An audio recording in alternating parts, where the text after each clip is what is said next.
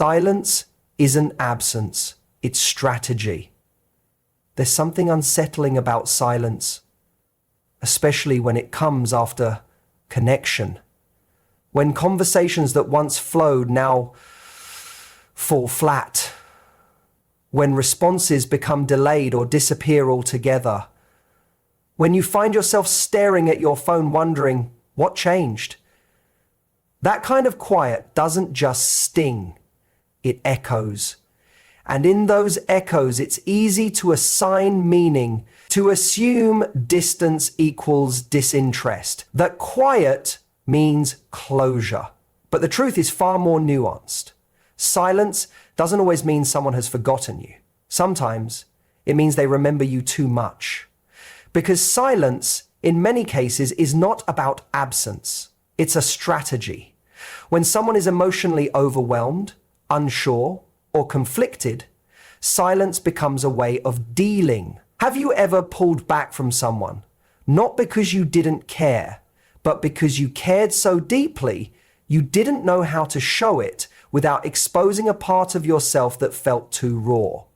Have you ever needed time to figure out what you felt before trying to communicate it? That's not detachment, that's emotional processing. Silence, then, is sometimes the brain and heart negotiating behind closed doors. It's that space between the feeling and the decision. A pause that says, I don't have the words yet, or if I speak now, I might say something I'll regret, or even, I need to feel the absence to understand its weight. People often assume that those who miss someone will reach out immediately, but that's not always true. Some people go silent not because they don't care, but because caring scares them, because vulnerability isn't something they've been taught how to handle with grace. So instead of reaching out, they retreat. Instead of saying, I miss you, they vanish, hoping their absence will somehow speak the words they can't. It's not healthy, necessarily, but it's human. That's why interpreting silence as rejection is often premature. Silence isn't always the end. It might be the middle. It might be the moment someone is wrestling with pride, fear, or longing, unsure which one will win. Here's where self-awareness becomes your most powerful tool. You must learn to see silence not just for what it is, a lack of noise, but for what it's doing, what it's revealing. Silence is a magnifier. It brings things to the surface. It exposes how much space someone holds in your thoughts. It shows you your attachment style. It challenges your inner security. And it also tells you something about the other person, how they handle discomfort, whether they default to avoidance or confrontation, and how emotionally available they really are. Because if someone chooses silence when communication is needed, that tells a story. But if they choose silence because they are still finding their clarity, that tells another. This is why your response to silence matters even more than the silence itself.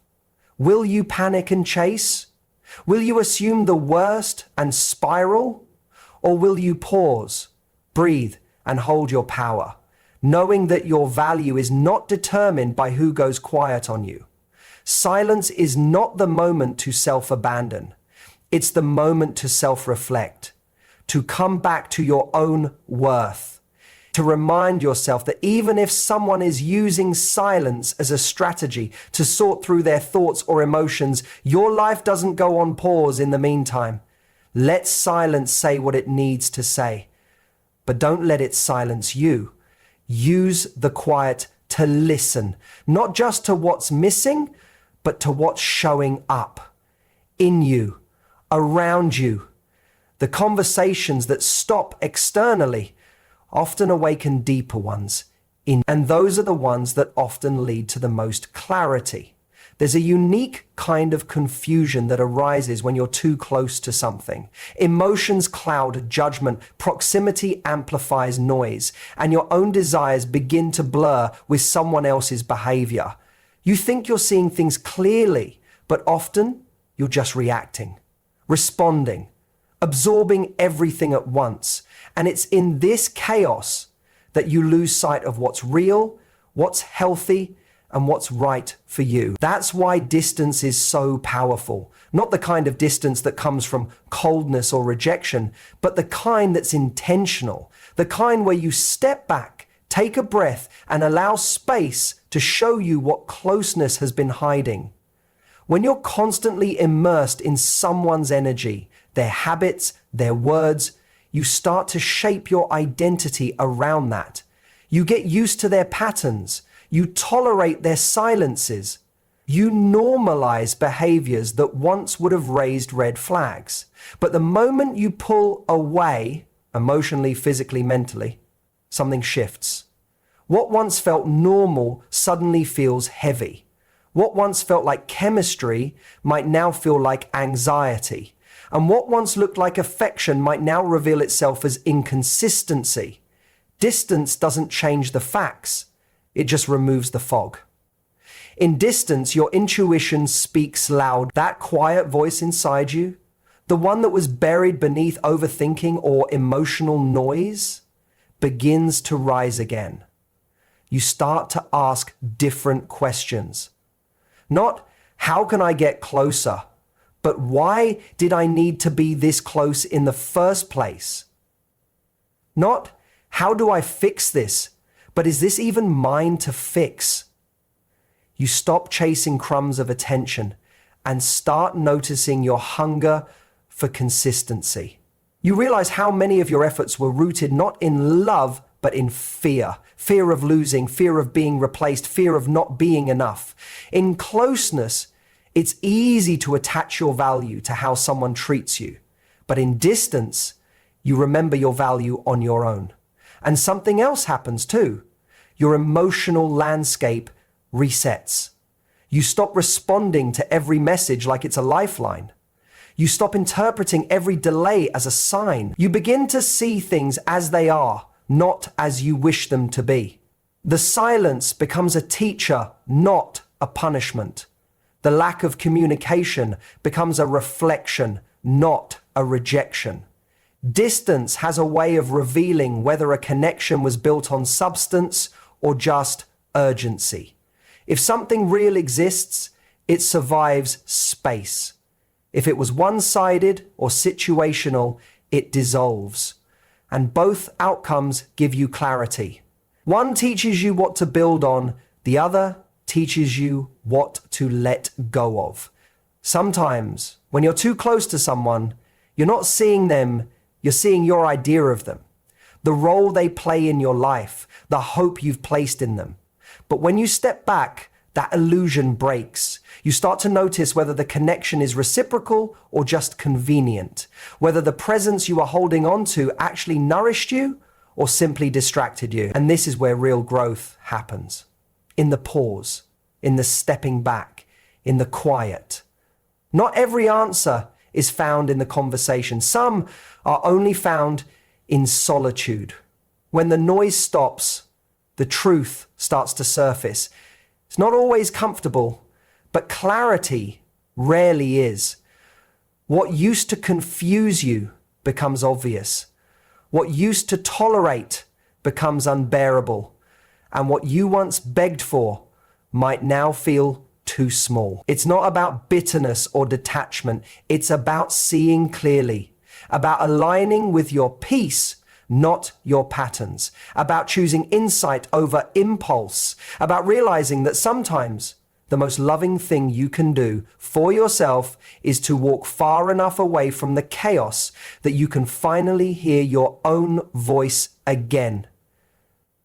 There's a split-second moment between what happens and how you respond to it. Most people don't recognize that space. They skip right over it. Something triggers them, a message left unread, a conversation gone cold, a shift in tone, and they react. They spiral, overthink, reach out impulsively, or pull away completely, all in an attempt to ease discomfort or regain control. But that space between the moment and the response, that's where your power lives. Because reaction is automatic. It's emotional. It's often driven by fear, insecurity, or habit. It's what happens when you're more focused on protecting your ego than understanding your experience.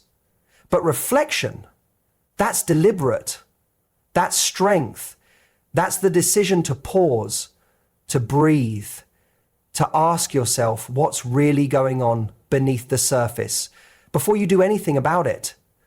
Most people confuse silence with rejection, distance with disinterest, and miscommunication with personal failure. They take things personally that were never meant to be attacks. They create stories around someone else's behavior without ever questioning if those stories are true. And then they react to those stories, not the reality. That's the danger of unexamined emotion. It becomes a filter through which everything gets distorted. But when you choose reflection, you reclaim the narrative. You stop being at the mercy of what someone else says or doesn't say. You start investigating your own emotional triggers. You begin to understand the difference between being disrespected and just feeling insecure, between someone crossing your boundary and someone simply not meeting your expectations. Reflection isn't passive, it's powerful. It's the act of choosing clarity over chaos. That doesn't mean you suppress how you feel. It means you understand that feelings are information, not commands. Just because you feel ignored doesn't mean you are. Just because you feel unimportant doesn't mean that's the truth. Reflection asks, what am I actually feeling? Followed by, where is this coming from? And then, what would a grounded response look like here?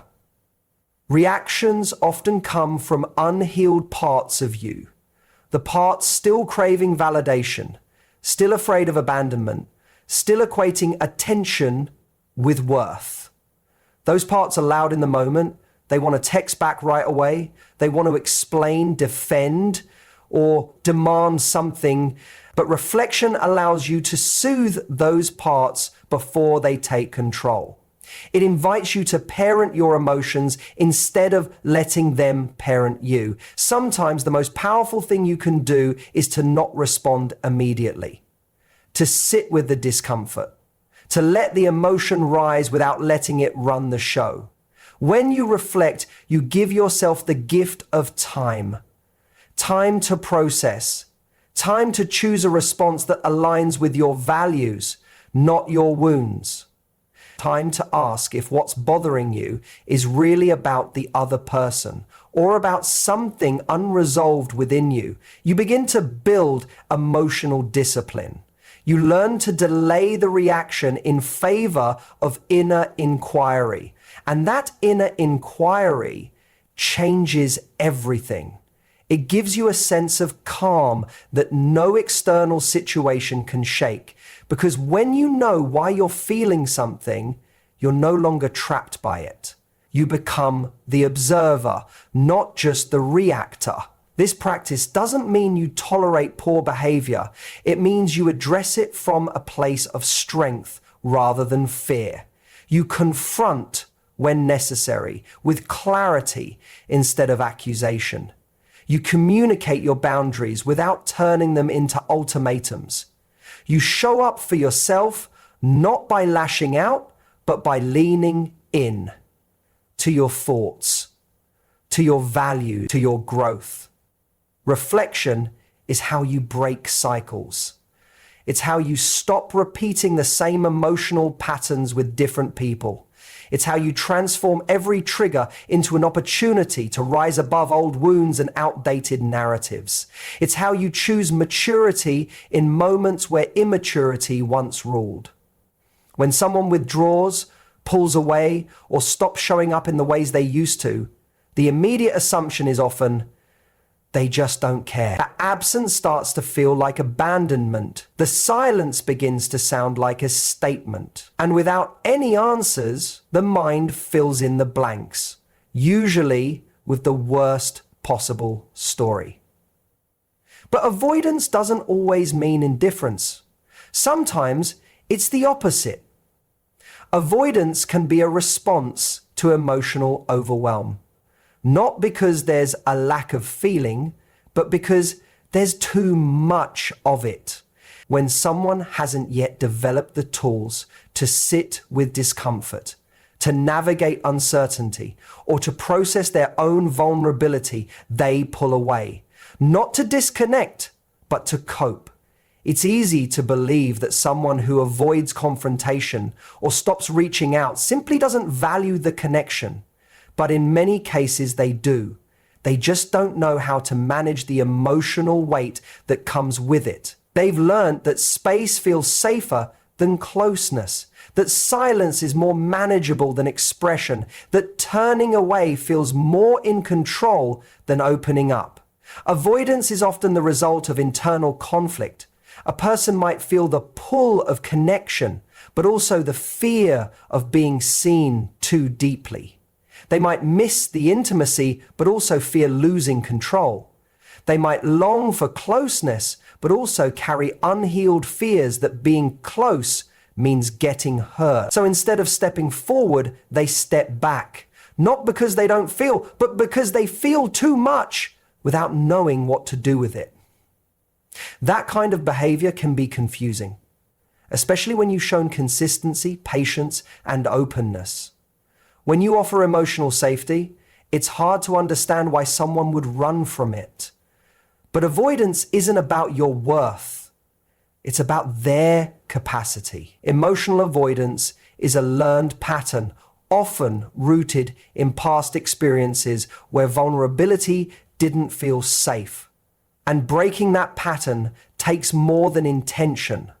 It takes emotional maturity, self-awareness, and healing. This is where the distinction matters. Avoidance is not the same as apathy. Someone who's indifferent doesn't care how you feel. They don't care how you care. They don't care what your absence. They move on without emotional residue. But someone who avoids might think about you often. They might carry the tension of unsaid words, missed opportunities, and unfinished moments. The difference is they don't act on it. Not because they don't want to, but because they don't know how to bridge the space between emotion and expression. That's why silence can be so misleading. You might be interpreting distance as disinterest, when it's really a signal of someone fighting their own emotional limitations. But this understanding doesn't mean you chase, fix, or wait. It means you stop personalizing someone else's emotional paralysis. You recognize that not everyone will meet you with the same emotional availability you bring to the table. And that's not a reflection of your value, it's a reflection of their readiness. Avoidance is also a protective mechanism. When someone senses that a situation may demand more emotional presence than they're equipped for, they retreat. It's not malicious, it's not cold, it's instinctual. But emotional safety isn't just about who you feel most connected to, it's about who feels safe within themselves. Because someone who doesn't feel safe with their own emotions will struggle to hold space for yours. Understanding the difference between avoidance and indifference empowers you to navigate your relationships with compassion, but also with boundaries. You can empathize with someone's fear without taking responsibility for it. You can acknowledge someone's emotional struggle without shrinking your own needs to accommodate it. You can see someone's avoidance for what it is, a reflection of internal work left undone, and still choose to protect your peace. Because care doesn't always look like presence. Sometimes it looks like silence, laced with longing. Sometimes It looks like hesitation, withdrawal, or inconsistency. That doesn't make it right or fair or healthy, but it does make it human. And when you understand that avoidance often masks deeper emotional truths, you stop internalizing it as rejection and start seeing it as a reflection of someone else's journey, not your inadequacy. There are moments when someone says all the right things, when the timing of their words feels perfect, when their tone is comforting, and when their explanations seem rational. But still, something feels off. You can't explain it. You can't point to a specific moment or message. It's just a feeling, a subtle shift, a quiet tug in your gut, a lingering sense that something underneath the surface doesn't match what's being said. That's the language of energy. And unlike words, it doesn't lie. People can tell you they're fine when they're clearly distant. They can insist everything is okay while the connection between you feels strained in a way that even silence can't hide. That's when you realize something powerful. Energy holds truth in ways that words never will. Energy is how people show up. It's the way they make you feel even when they're not speaking. It's in the tone that doesn't match the message, the smile that doesn't reach the eyes, the "I'm just busy" that somehow carries the weight of emotional withdrawal. It's in the shift of frequency, the change in rhythm, the pauses that last a little too long. You don't need to overanalyze the words when your body already feels the difference. That intuitive discomfort, that ache in your chest, that tightness in your stomach, that's your nervous system picking up on a misalignment. It's not paranoia, it's not overthinking. It's your inner truth detector lighting up because it knows something your logic can't yet explain. The mistake most people make is gaslighting themselves out of their own intuition. They hear one thing, feel another, and choose to believe the words, not because the emotional disconnect that their energy reveals. So they stay, they justify, they ignore that quiet voice inside that says, this doesn't feel right. But energy always tells the story before the story is spoken. This is why it's so important to pay attention, not just to what someone says, but to how you feel around them. Do you feel seen, safe, connected? Or do you feel anxious, uncertain, like you're constantly reading between the lines? Because when someone's words say one thing and their energy says another, believe the energy. It's far more honest than any sentence ever will be. Energy also reveals intentions. Someone might not say they're pulling away, but you'll feel it in their inconsistency. They might not admit to holding back, but you'll sense it in their hesitation, their lack of effort, their emotional absence.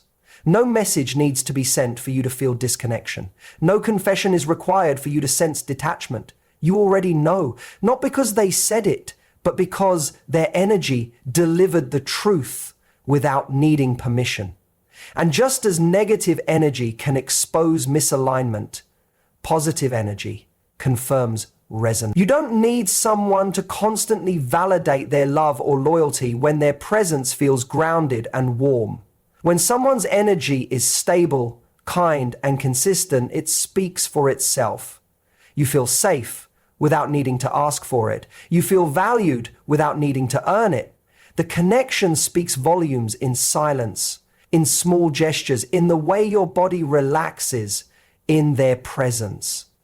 That's why emotional awareness is such a crucial part of connection. It teaches you to trust your instincts, not just the narrative you're being given. It reminds you that you can hold space for words, but never at the expense of your inner knowing. The mind may get confused by logic, but the body always speaks truth. Your job is to stop ignoring that truth in favor of comfort, to stop bargaining with yourself over the mismatch between what's said and what's felt, to stop needing permission to trust the signals your nervous system has been trying to send you all along. There's a voice inside that doesn't shout. It doesn't beg for attention or compete with logic.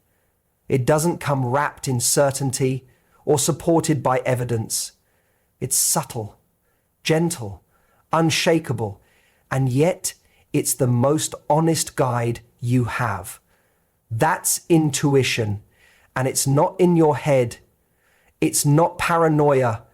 It's not drama. It's real. Too often, people are taught to ignore it. They're told they're being too sensitive, too emotional, too much.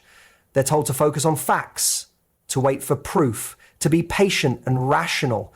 And while there's value in thinking clearly, there's also power in feeling deeply. Because intuition doesn't come from fear, it comes from truth.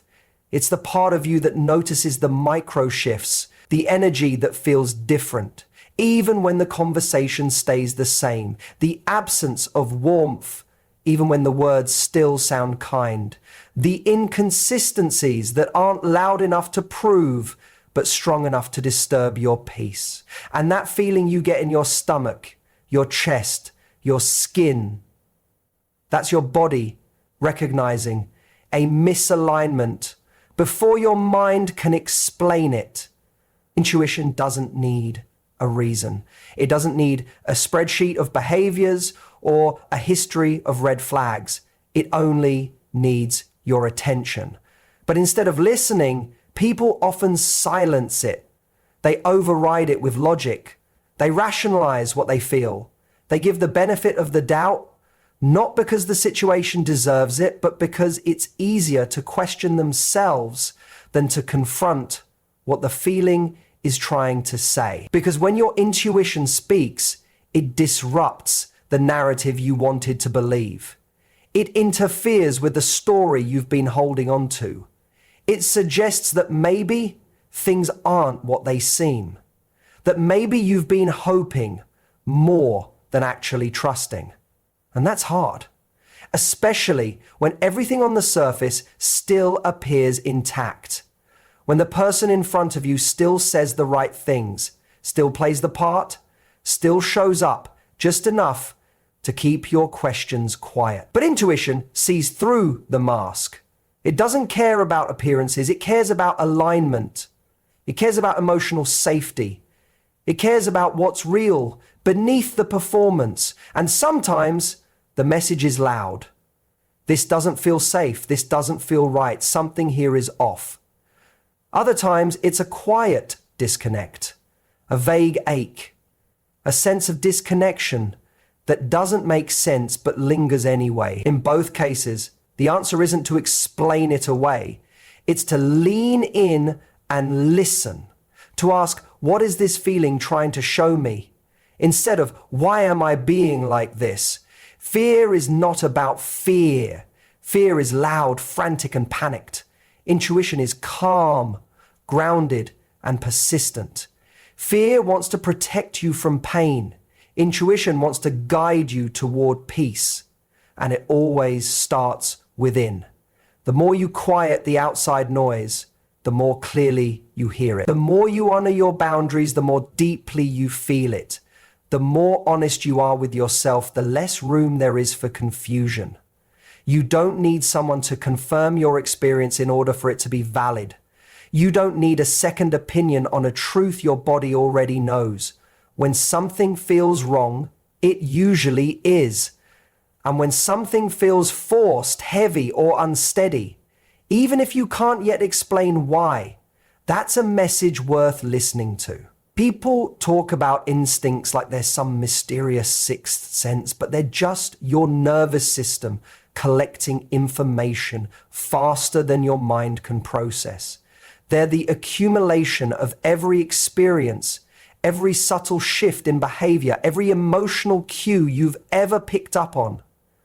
They're the part of you that remembers patterns, even when your heart wants to forget them. You're not imagining it. You never were.